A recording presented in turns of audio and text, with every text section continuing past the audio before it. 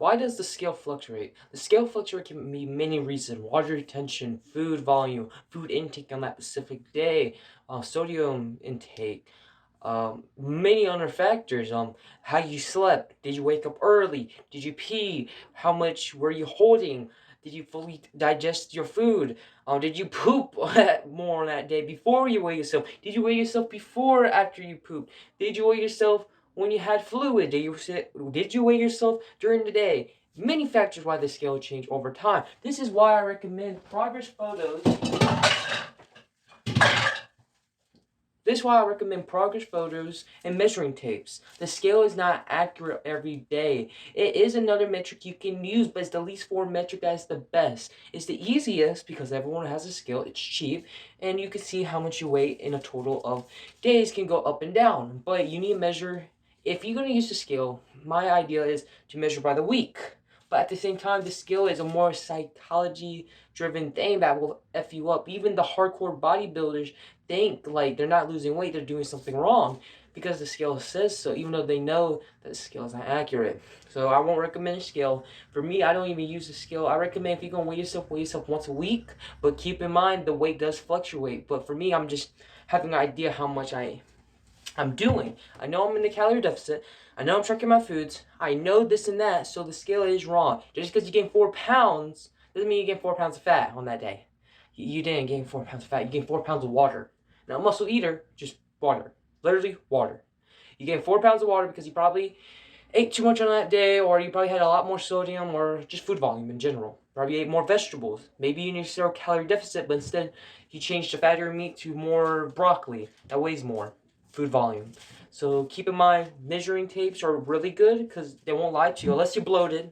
That's the other problem. If you're bloated in the morning or something like that, for example, then yeah, it can be kind of inaccurate, but most likely every 2 weeks it can be pretty accurate. Progress pictures are probably the best with good lighting, good surrounding areas. That's also recommend, like a good place with good lighting. Take progress pictures. What else? How you feel? Do you feel fatter?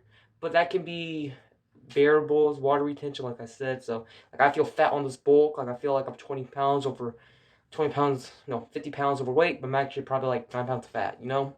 But it's all this water retention in the fat that's just accumulating for me, and I do feel fat, but I'm not actually that fat, you know? Like 21% body fat, maybe 20, I don't know.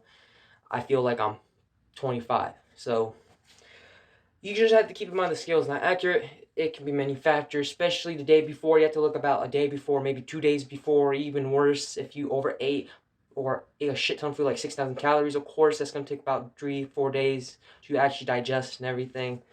But just please stop letting the scale control you. The scale is bullshit. The scale doesn't make you look good. The scale is not accurate.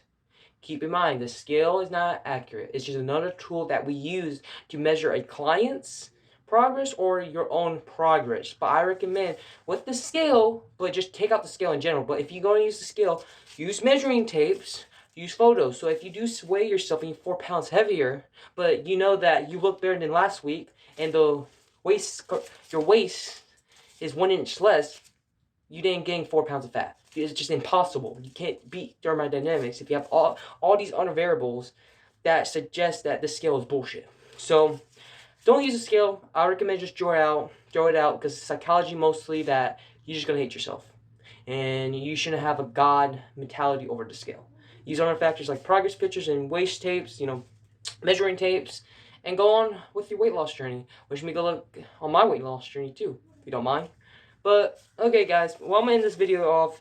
Pretty much short summary, scale is crappy. Don't use it if you can't. But if you are, make sure you use measuring tapes and progress pictures. Also, like and subscribe if this video was helpful. Please share this to a person who probably needs this information, who's very scared about the scale. And if you need online nutrition coaching, we get to talk for free. We get to chat about nutrition. I give you suggestions for about 30-45 minutes. And just hit me up in the description below. Thank you guys. Bye.